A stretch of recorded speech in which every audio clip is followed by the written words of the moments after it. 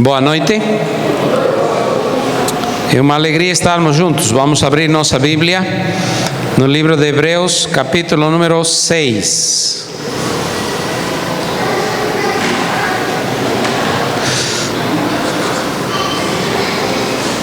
Esta noite vamos a trabalhar juntos o capítulo 5 e o capítulo 6 do livro de Hebreus. Tá bom?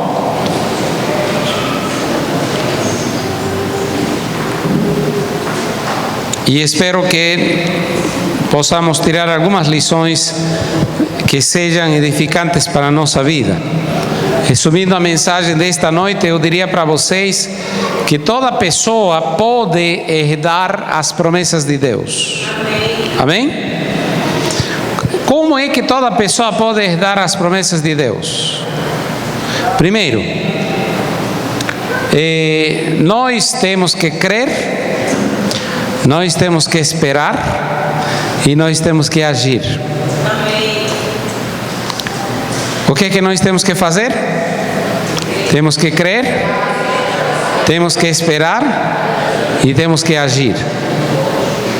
Essas três coisas vamos a ver em 6 divisões na mensagem desta noite.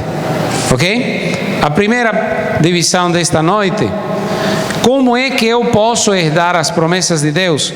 Primeiro, eu tenho que saber de uma coisa: o sumo sacerdote que nós temos é superior aos sacerdotes que havia no Antigo Testamento. E Paulo vai introduzir para nós a explanação por que nosso Senhor Jesus Cristo tem um sumo sacerdócio superior ao sacerdócio arônico. Vamos a ir ao capítulo 5 e nós vamos a encontrar que a explanação começa assim: porque todo sumo sacerdote, sendo tomado dentre os homens, é constituído nas coisas concernentes a Deus, em favor de quem? Dos homens, para oferecer tanto dons como sacrifícios pelos pecados, e é capaz de condoer-se dos ignorantes e dos que erram, para que também ele mesmo, pois também ele mesmo está rodeado de quem? De fraquezas. E por esta razão deve oferecer sacrifícios pelos pecados, tanto do povo como de si mesmo. Ninguém, pois, toma esta honra para si mesmo, senão quando chamado por Deus, como aconteceu com quem? Com Arão.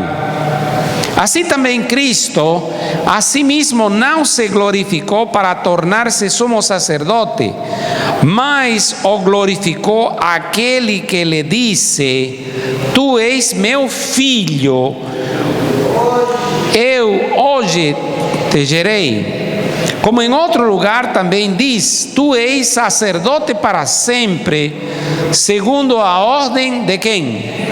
De Melquisedeque.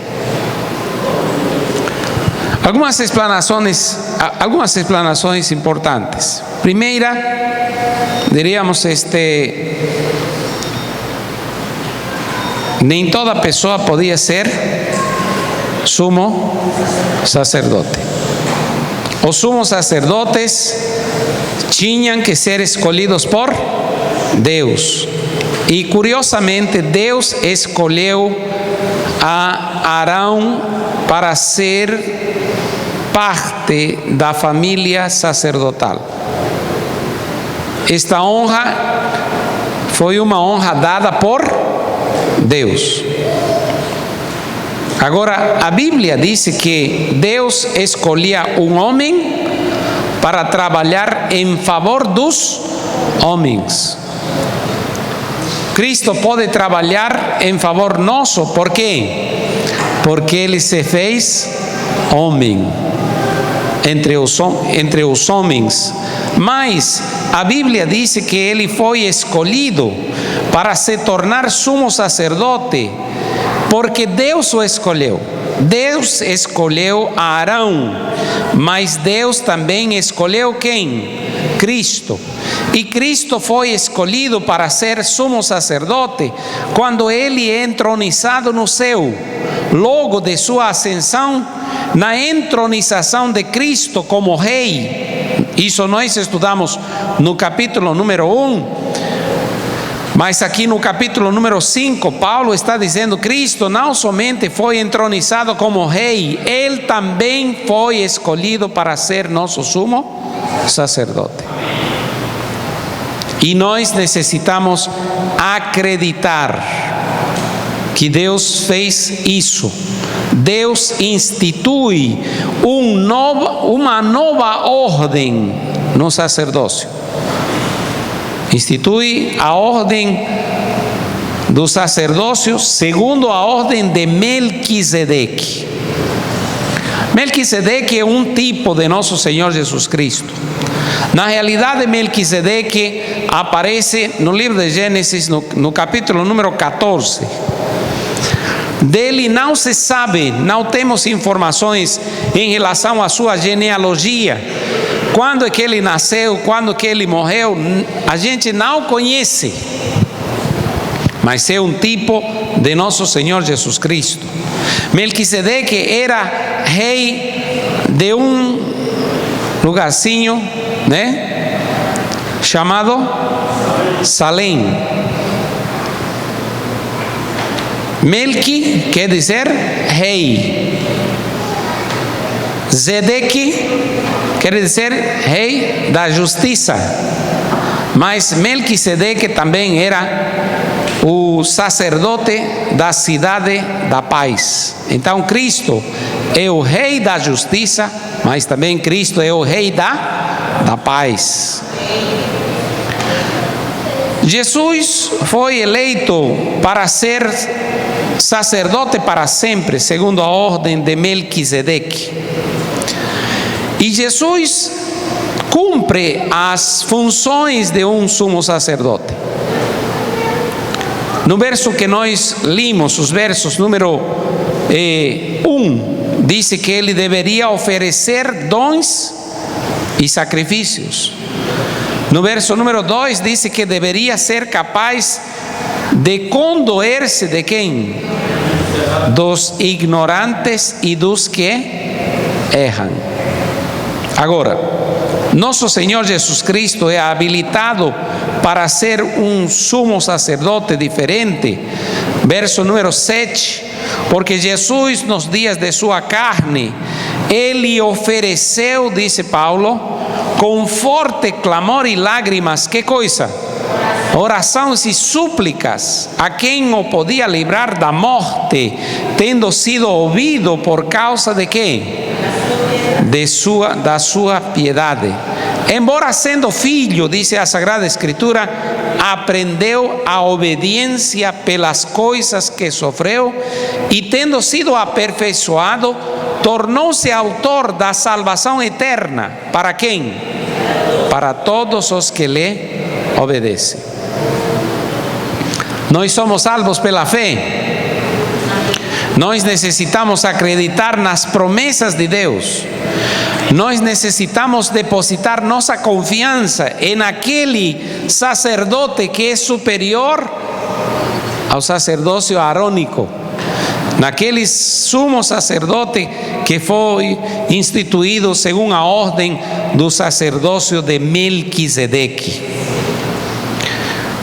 Mas também temos que acreditar que assim como nós temos um autor que nos salva, que é Cristo Jesus, ele nos salva para viver uma vida de obediência. E aqui Cristo coloca, ou melhor dito, o segundo passo que nós entramos, e que toda pessoa que pode herdar as promessas de Deus, pode fazê-lo porque tem o desafio de crescer e avançar para o que é perfeito. Qual é o modelo que nós temos que imitar? A Bíblia diz que Jesus veio a buscar e salvar o que tinha se perdido. Mas qual é o modelo? Qual é nosso desafio? nós precisamos crescer até alcançar a medida da estatura da plenitude de nosso Senhor Jesus Cristo. Aonde está esse conceito? Nós vamos a ver, diríamos, um contraste. Paulo vai dizer aqui: irmãos, vocês já deveriam ser mestres. Tem pessoas que estão na igreja há anos, tem outros que estão mais ou menos, tem outros que estão chegando agora. Quem está há anos na igreja, o que diz Paulo aqui? Já deveria ser mestre. Mas aconteceu o quê? Nós temos sido tardios para ouvir. Olha o conceito. Hebreus capítulo 5. A respeito do que estamos estudando, das coisas espirituais, do ministério de nosso Senhor Jesus Cristo, da obra que Ele está fazendo, a respeito, temos muitas coisas que dizer e difíceis de explicar, por quanto vos tendes tornado, que coisa? Tardios em ouvir. Pois com efeito, quando devíeis ser mestres, atendendo o tempo decorrido, tendes novamente necessidade de quê? De que alguém vos ensine de novo quais são os princípios elementares dos oráculos de Deus. O plano de Deus é que nós possamos crescer. Você chega, é bebê espiritual, mas você não vai ficar bebê a vida toda. Você não vai ficar criança a vida toda. Você não vai ficar um bebezinho. Você tem que amadurecer. Você tem que crescer em discernimento. Tem que crescer em conhecimento. Tem que crescer em experiência, em fé, em amor, na certeza dos caminhos do Senhor. Você tem que conhecer a seu Deus. Tem que desenvolver intimidade com Ele. O tempo todo a gente não vai estar falando da mesma coisa. Por exemplo, Paulo disse aqui: em lugar de que vocês sejam mestres, vocês estão necessitados de quê? Diz ele. Verso número 12. Vocês estão necessitados de leite e não de alimento sólido. Qual é o leite? O leite. Qual é o leite? Está no verso número 13. Aquele que necessita de leite, o que diz? É inexperiente na palavra da justiça. Alguns falam assim, dizem: eu gostaria de conhecer minha Bíblia como o pastor conhece sua Bíblia. E eu diria assim: eu gosto como alguns irmãos conhecem a palavra de Deus. Agora, para conhecer a Bíblia, você precisa dedicar que coisa? Tempo para estudá-la. Alguém disse que a Bíblia se parece à mulher. A mulher só funciona se é amada. E sua Bíblia só serve se você a ama. Se você ama a sua Bíblia, você tem que conhecê-la. Isso está na página tal, está em tal parte, eu anotei um negocinho aí, eu fiz um desenho, eu sublinhei, está com lápis colorido, está aqui. Você pode criar seu próprio recurso mnemotécnico para gravar as coisas que estão escritas na palavra do Senhor. Quantos gostariam de memorizar o que a palavra de Deus diz? Nós podemos crescer. Qual é o alvo? Qual é nosso alvo? Está aqui, no capítulo 6, verso número 1. Por isso, pondo de parte os princípios elementares da doutrina de Cristo, deixemos-nos levar para o que é perfeito. Nosso limite, queridos, para crescer é o céu. Nossa medida para medirmos em nosso crescimento espiritual é Cristo Jesus. E de fato Paulo disse que nós necessitamos crescer até que todos alcancemos a plenitude da divindade que está em Cristo Jesus. Amém? Então nós temos possibilidade de herdar as promessas de Deus, porque temos alguém que está intercedendo por nós. É um sacerdote superior. Ele intercede por nós. Ele clamou, ele foi ouvido pelo seu temor reverente. É um sumo sacerdote efetivo. Foi tentado em tudo, mas não pecou. E é poderoso para socorrer aqueles que são tentados. Então nós temos o desafio de crescer e avançar para o que é perfeito. Quantos de vocês gostariam de dar as promessas de Deus? Posso ver sua mão? Então aqui uma advertência: não brinque com o pecado. Você quer receber as promessas de Deus? Não brinque com o pecado. Temos que evitar os perigos espirituais. Capítulo 6 vai falar disso. É impossível que aqueles que uma vez foram iluminados e provaram o dom celestial e se tornaram participantes do Espírito Santo e provaram a palavra de Deus e os poderes do mundo vindouro e caíram, sim, é impossível outra vez renová-los para arrependimento.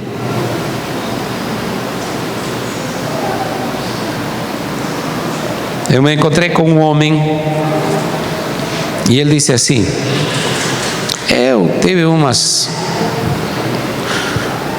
diferenças com o pastor.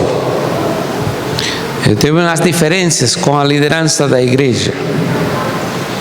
E eu disse: vou dar um tempo. Vou me afastar um tempo. E eu pensei ficar quieto uns 6 meses. Mas já se passaram 20 anos.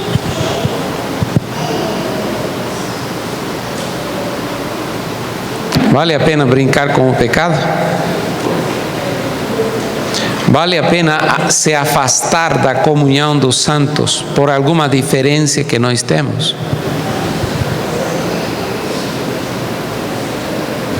A gente não pode brincar, porque a Bíblia disse aqui uma figura que eu acho espetacular, né? Disse que a terra recebe a chuva e ela deve produzir que coisa? Frutos. Leia o verso número 7. Porque a terra que absorve a chuva, que frequentemente cai sobre ela, produz que coisa? Erva útil para aqueles por quem é também cultivada, e recebe que coisa? Bênção da parte de Deus.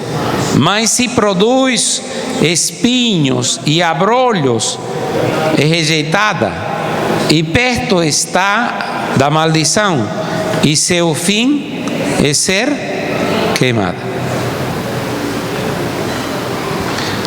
Jesus vai falar a mesma coisa no livro de João, capítulo 15, verso 1 até o verso 5. Vamos dar uma lida aí? Entendeu? Jesus disse assim: eu sou, que coisa disse Jesus? Eu sou a videira verdadeira. Meu pai é o agricultor. Todo ramo que estando em mim não der fruto, Deus vai fazer o quê? Ele o corta. E todo ramo que dá fruto, limpa, corta também. O ramo que não produz fruto, ele corta. O ramo que produz fruto, Deus corta também. Só que o corte para aquele que produz fruto, a diferença de aquele que não produz fruto, é um corte maior. O ramo que não produz fruto. Eu trabalhei, diríamos, no jardim com um japonês, quando eu estava de estudante.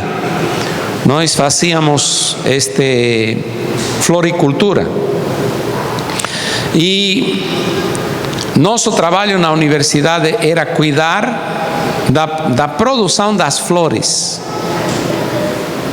O japonês disse um dia desses: a gente plantou aqui as rosas, e havia fileira de rosas, né? Rosas de um tipo, de outro tipo, de outro tipo. Era uma beleza estar lá, mas no início era só espinho, né? E ele disse: está começando a sair as flores, estão começando a sair as folhas, nós vamos fazer a poda, venha comigo. E aí ele foi ensinando, né? Olhe, observe este ramo, observe este outro. Este não vai dar fruto, este a gente vai cortar.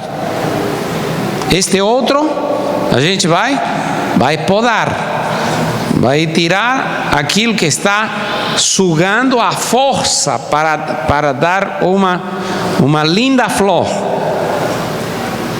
E ele nos ensinou a fazer a poda. Se tira o que não produz e se poda aquilo que produz.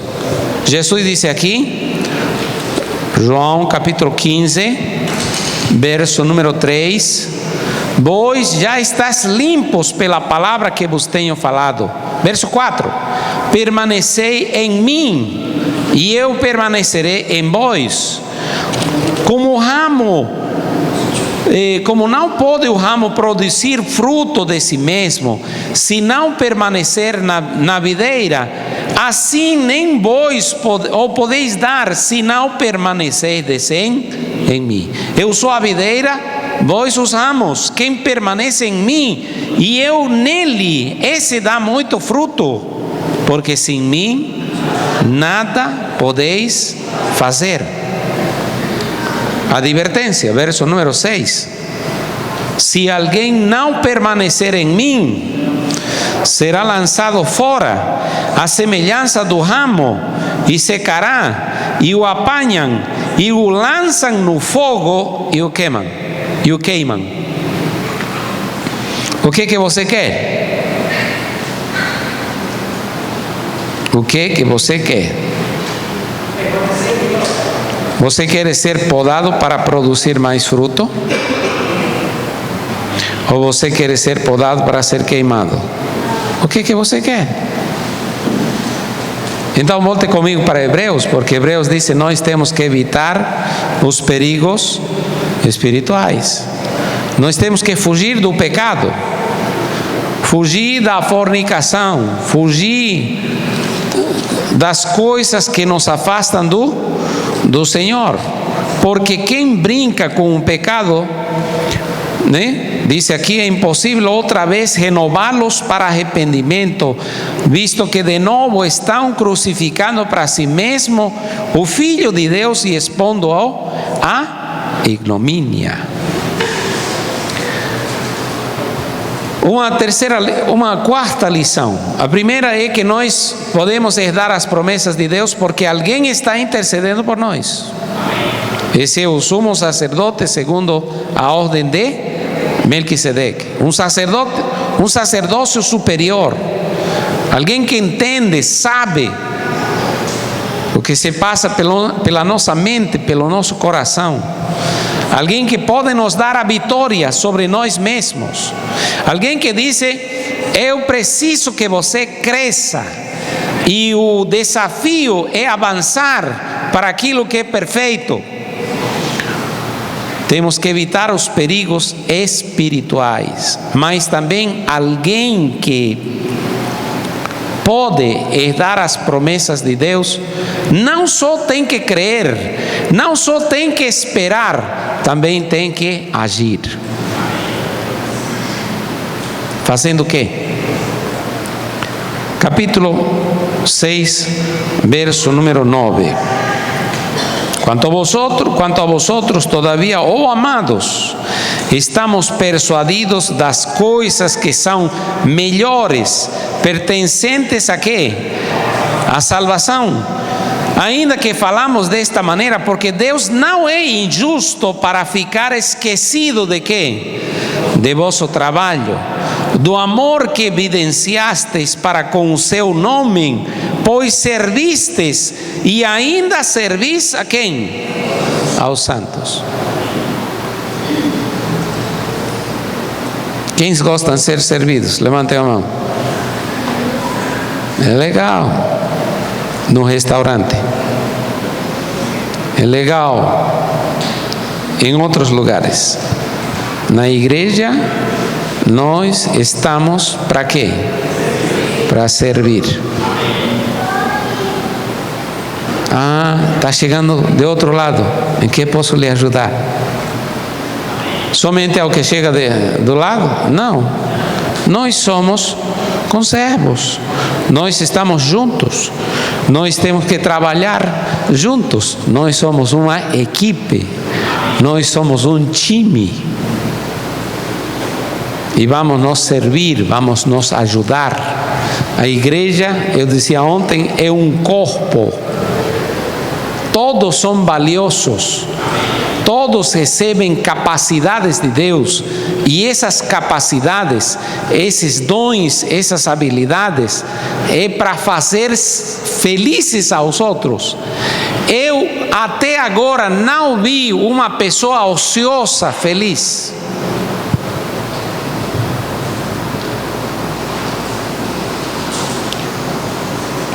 A gente cansa dando estudo bíblico. A gente fica com a garganta seca. Fica. A gente cansa indo 1 hora de viagem, 1 hora de retorno. Cansa ou não cansa? Cansa. Mas o que a gente sente no coração? Alegria. Porque a pessoa disse: que seria de mim se você não teria vindo? Que seria de nós se vocês não espalhassem para nós a bênção? Nós temos uma responsabilidade. Nós conhecemos a Jesus, o autor e consumador da fé, da salvação. Deus está dando à sua igreja o privilégio de ter todo o conhecimento que foi comunicado aos profetas no Antigo Testamento, no Novo Testamento, o acréscimo do conhecimento dado através do Espírito de profecia. E para isso nós precisamos tempo para estudar a palavra, para conhecer, e precisamos dedicar-nos ao serviço, dedicar-nos ao ensino, dedicar-nos para fazer, perguntar ao Senhor: Senhor, que queres que eu faça? Senhor, a quem tenho que visitar? Senhor, a quem tenho que falar? E de fato o Senhor está incomodando os cristãos nestes dias. Por quê? Porque muitos estão orando, muitos estão perguntando: Senhor, qual é o caminho? A que igreja devo ir? Que caminho devo seguir? E o texto bíblico, se você avança um pouquinho, diz: Deus não é injusto, Deus vai dar a recompensa, Deus vai dar o pago, mas vocês têm que servir, sirvem e ainda servis aos santos. Desejamos, porém, disse Paulo, continue cada um de vós, que coisa? Mostrando até o mesmo fim, que coisa? A mesma diligência, para a plena certeza da esperança, porque para que não vos torneis como indolentes, mas imitadores de aqueles que pela fé, pela longanimidade herdam, que coisa? As promessas de Deus. Já morreu um velhinho que eu conheci, que era diácono. De 2 anos em 2 anos, ao longo destes 28 anos de casados que eu tenho, às vezes cada ano, mas geralmente de 2 anos em 2 anos, nós íamos para visitar a família no Equador. E quando a gente chegava na igreja, quem estava lá? Esse velhinho, com um sorriso, né? Dando as boas-vindas, apertando as mãos das pessoas, dizendo: seja bem-vindo à casa do Senhor. E não somente dava um sorriso, apertava as mãos, dava um abraço. Dizia: que saudade de vocês. Queridos, nós temos que trabalhar de tal forma, ou agir de tal forma, que marquemos a vida das pessoas. Às vezes nós somos egoístas demais. Por quê? Porque nós esperamos que os outros venham nos cumprimentar. Nós ficamos zangados porque o irmão não olhou para mim. O irmão mexeu a cabeça, não me cumprimentou. O que será que o irmão tem contra mim? E algumas pessoas até vão embora da igreja porque as pessoas não são tratadas como elas esperam ser tratadas.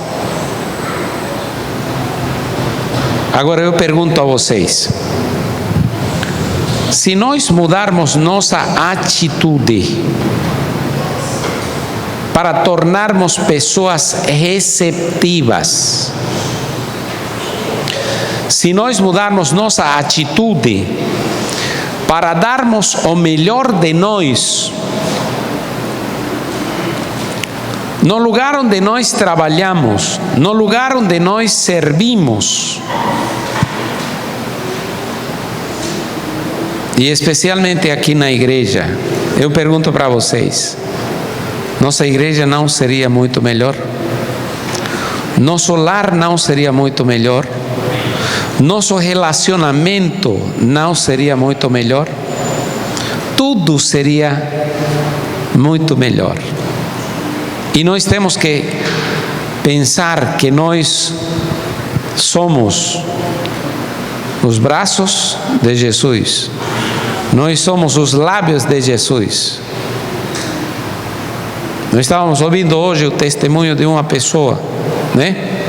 Que ele estava dizendo: às vezes a gente não pensa nas dimensões da influência que a gente tem. Eu observo, às vezes entro no Face e eu observo, diríamos, com alegria algumas coisas e com tristeza outras. Eu observo que algumas pessoas usam as redes sociais só para se exibir.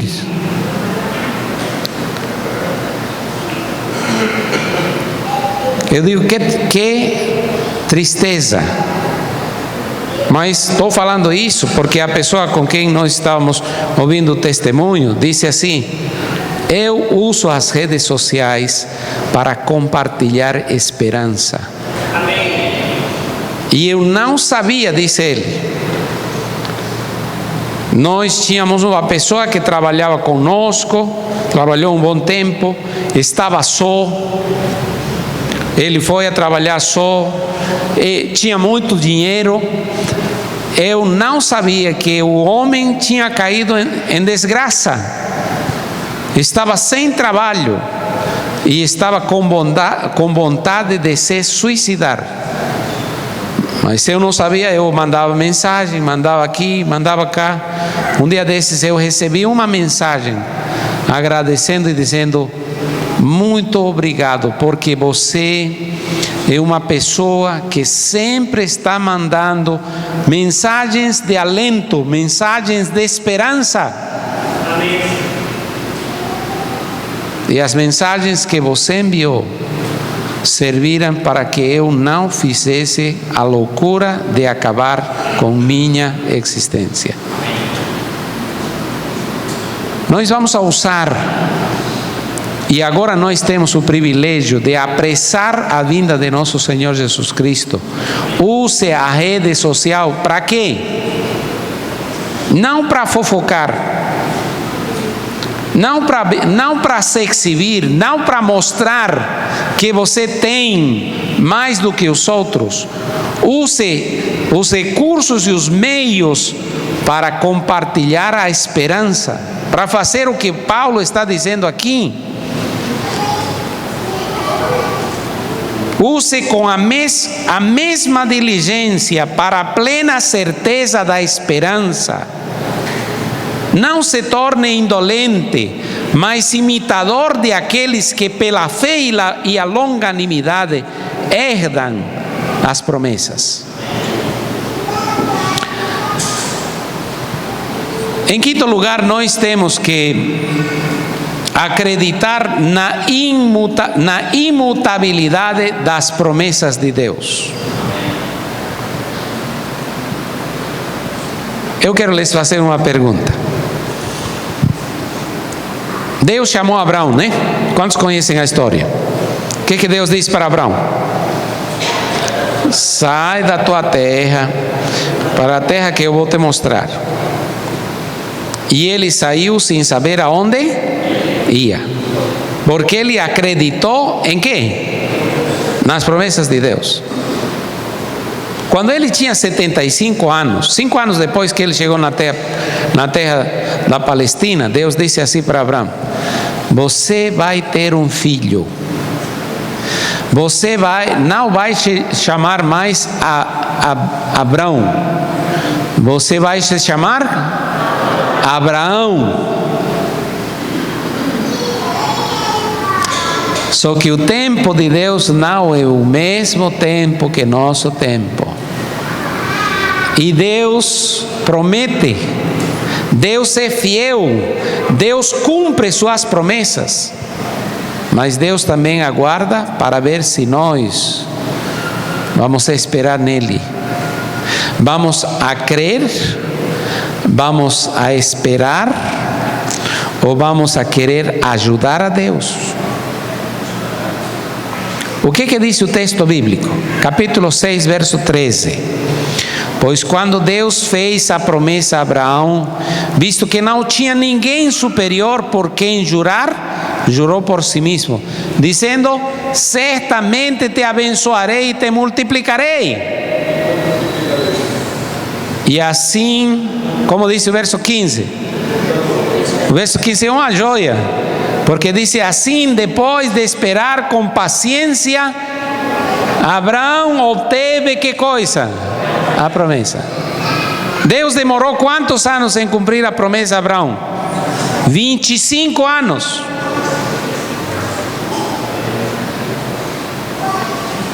Você já esperou 25 anos para receber uma promessa de Deus? Pastor, está demorando muito. Espera no Senhor, confia nele, deleita-te no Senhor, confia nele e ele concederá as petições do teu coração.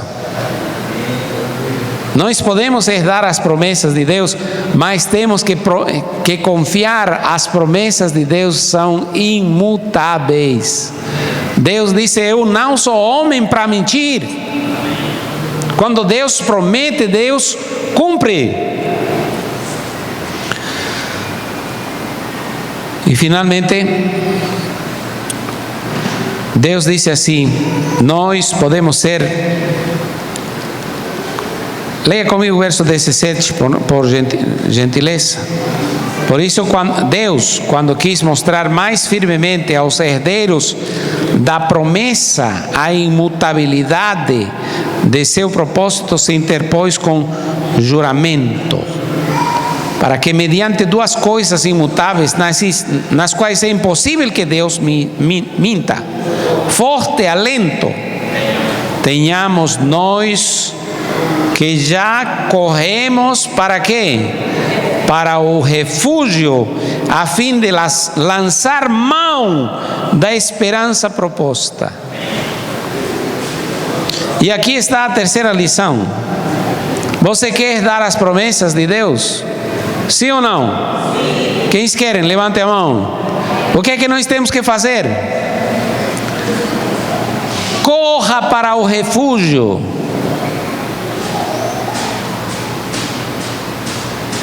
Corra para o refúgio. Quem é nosso refúgio? Deus é nosso refúgio. Cristo é nosso refúgio. E aqui a figura é a seguinte: quando você vai com um barco, né? Quando você vai com um barco e não quer que seu barco se movimente, o que é que você faz? Joga âncora, ok? Nós temos uma âncora que pode fazer que nossa fé, nossa esperança, a realização das promessas possa ser realidade, sim ou não? Quem é nossa âncora? Nossa âncora entrou lá no próprio céu, está sentado à direita de Deus. Por isso Paulo disse: corra para o refúgio é Cristo.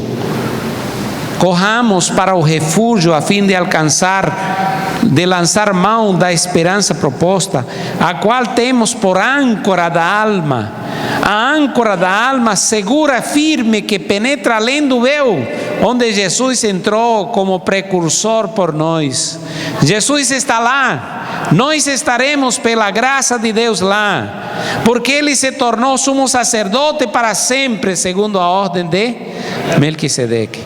A vitória está garantida, o céu está garantido, o perdão de nossos pecados está garantido, a vitória sobre nós mesmos está garantido. Mas nós necessitamos crer, necessitamos esperar e nós necessitamos agir. Quantos de nós entendemos esta noite que toda pessoa pode herdar as promessas de Deus? Posso ver sua mão? Amém. O que é que nós aprendimos? Nós podemos herdar as promessas de Deus porque temos alguém que pode interceder por nós. É um sacerdote segundo uma ordem superior ao sacerdócio arônico. O sacerdócio de Cristo é porque Ele é o Rei da justiça e porque Ele é o Rei da paz. Nós temos o desafio de crescer e avançar para o que é perfeito.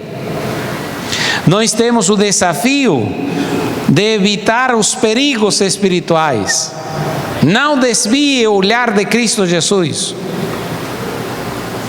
Na visão que Deus deu através de sua serva, Deus mostrou, disse: olha, vou te mostrar o povo de Deus sendo guiado para a Nova Jerusalém.